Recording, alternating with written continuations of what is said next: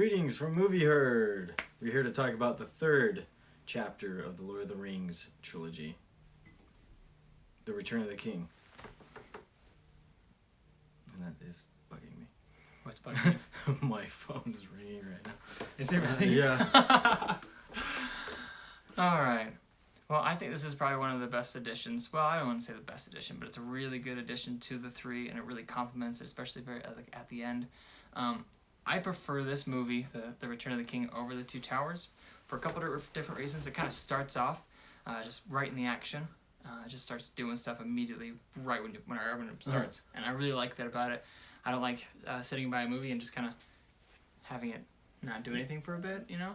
Oh, I remember the first impression of this movie and going to see it in the theater, being really excited at this point because it's the third one, and I, got involved with the first two, and this was the last one, so I had kind of a, like a melancholy feel to it because I was like, dang it, this is the last one, and I love the series. And I remember the opening, it was like, did someone change the channel? Because it was like, what's going on? These two guys are fishing, and it just kind of almost seemed like an interesting start. I was like, such a good start. That's but it ended up being a really good start. And it just shows so much more of Schmeagol, and you understand him a bit more. And he's Oh yeah, and these are the extended versions we're talking about. Extended. Yes. Return of the King. Yeah. And going on that topic, I guess, is I think Return of the King is the best extended out of the three. Oh yeah. Definitely the most content too. It's incredibly long, but it's incredibly good. Like, you don't notice how much time passes by. Yeah. That's good. Yeah. Yeah. There's not like a multiple times when it might end. It just kind of keeps going until the very end, and you stay interested the entire time, which is the greatest thing a movie can have. And I think it does that really, really well. Can you think of a favorite extended moment from Return of the King? Do you have a favorite? It's been so long since I haven't watched the extended that I almost can't remember what's only in the extended. Yeah. There's a moment. Oh, yeah, There's a moment between. Let's see. I'm trying to remember exactly where it was. You can list it and I'll tell you if it's extended or not. It's that part. It's that part right before they go. They've taken back Gondor. And they've fought the army and they've. Aragorn is now sitting in the throne, or is not sitting in it. He's walking to the throne room with the little thingy. Yeah, that's extended. Yeah, and he I love that part. And he's has this face and he grabs it and he just starts looking through it and he just sends this message. Mm-hmm. Yeah, pretty much a middle finger to Sauron. Yeah, it's so good. And he holds up the sword. Yeah. And that's a cool moment. That's a good pick. And it's not actually that long. It's not. To be honest, it's a really short moment, but it adds a lot to it. There's a couple that come to mind. They seem to be all Aragorn related. Yeah. There's a lot more stuff with him.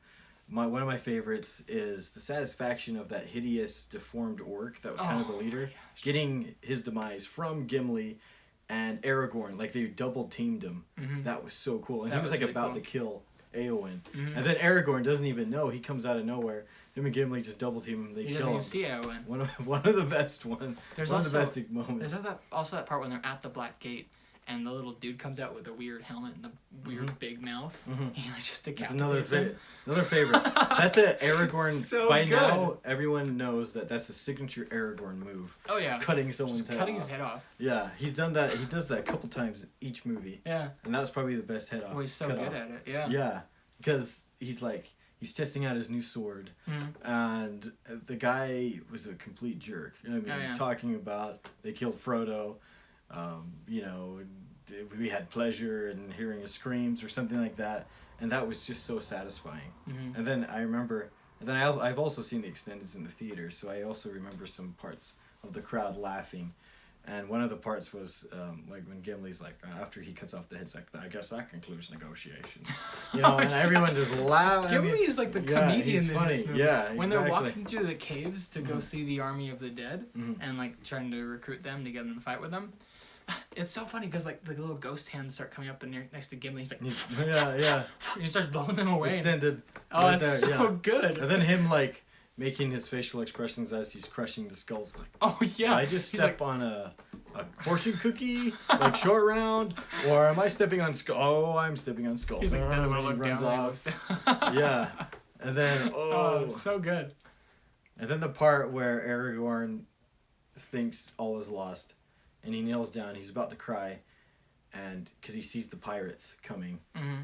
and he's like, "What do we do now?" Like, it didn't work. And then all of a sudden, the guys come out and like, "We fight," you know. Yeah. And it was like, like, that was such a good moment. They're like standing on the shore and they're like, "You go no further," or whatever they said. Yeah. And it's like, "You and what army?" And then Yeah. everybody comes out and like they start dying. This army. You know, a lot of the times they can't back up that statement. Like, people are like, "You and what army?" And that's usually a good insult Yeah. to someone, to some hero. But Aragorn had the best response to Yeah. that insult. This army. You know, Yeah. and runs Just off. goes for it. Yeah. That's so cool. I love also the part later when they jump out of the boats on the shore in front of Gondor. And they just start charging and he's like got the sword. I'm pretty sure that's theatrical. Yeah, it is. Yeah, okay. That was theatrical. Yeah, that's But I still theatrical. like that moment. Yeah. It's still a good moment. We've done 3 of these by now, because we've done Fellowship, Two Towers, Return of the King, but we haven't ever acknowledged Howard Shore and his score, because we're saving that for this one. That score is perhaps one of the greatest film scores of any movie of any time. I mean, from The Shire to the Bridge of Khazad-dûm to, you know, Schmiegel's swan song at the end of the credits. And they're all, it's just wonderfully written.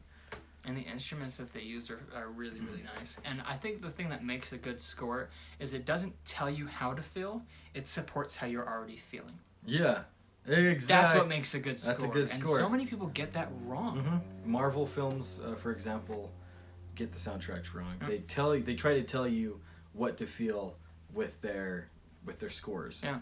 And that's not a good score. I mean, can you hum anything from Thor, you know, Iron Man or anything? No, you can't. Like, I can only think of that song from whatever it is in the trailer of Thor Ragnarok. oh, yeah. Whatever that, I don't know what song that is. That's the song that comes to mind whenever I think of Marvel stuff because Yeah. it's the latest song and I Yeah, don't know any of the other Exactly. ones. The Led Zeppelin song. Yeah, the Led Zeppelin song. Which doesn't quite count. No, You it know? doesn't count because it's just it's probably not even going to be in the movie. It's Yeah. probably going to be like the trailer at the very end or something. Yeah. Yeah.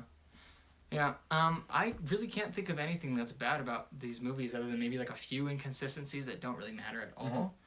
There's a couple times where something's like happens in one, like continuity issues, but you don't even notice them unless they've been pointed out to you, to be honest. And yeah, they do such a good job with this. Like still in this movie with the hobbits being so short, but then, you know, the actors being tall, they did a really good job making them look small. Oh, I mean, for example, anyone in the nine rings, everyone in the Fellowship, of all 9 of them, Gimli, the actor, is actually taller than any of them.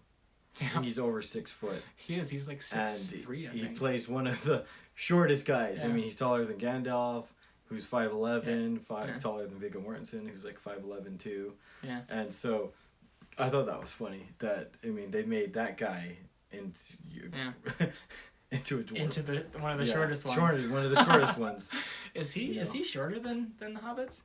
No, dwarves aren't shorter He's than hobbits. he's about They're- the same height, maybe a little taller, right? Yeah, they're a little taller. Well, I know in general they are. I was wondering if he was. 'Cause I couldn't remember, to be honest with you. Yeah, he was. Yeah. Yeah. Yeah, they did a really good job with that. The CGI in this one's a bit more than the other ones. They use a lot more CGI. And in some places it's noticeable when there's like a big wide shot of an army, but it's really far out, so it's not super noticeable. It's not noticeable enough that it bugs me. Yeah, which is why Viggo didn't like Return of the King that much, because Yeah. there's more effects. But Yeah. I mean, it doesn't mean it's any less than the others. It's just you know, personal opinions. Just kind of And- different. Oh yeah, different. And you know, the all the awards that this film took in was a lot. There was 11 Academy Awards it took in.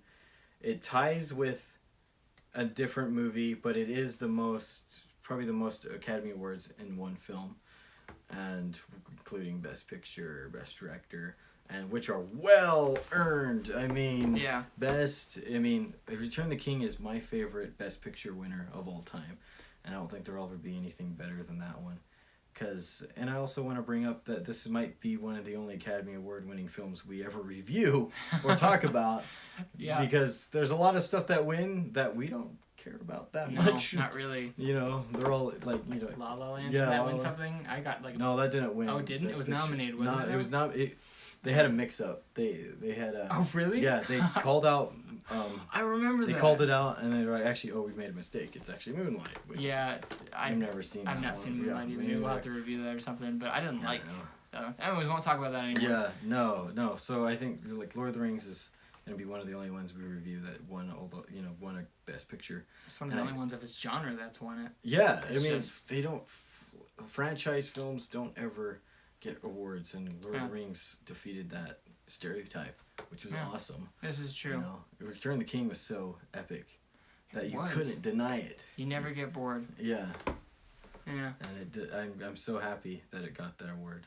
Do you guys think that it deserved the rewards? We definitely do. Let us know in the comments below. If you like this video, please subscribe and hit the little notification button so you get notified every time we upload a new video. And if you really like this video, head on over to our Patreon page to support us. Thank you so much for watching. See you guys next time.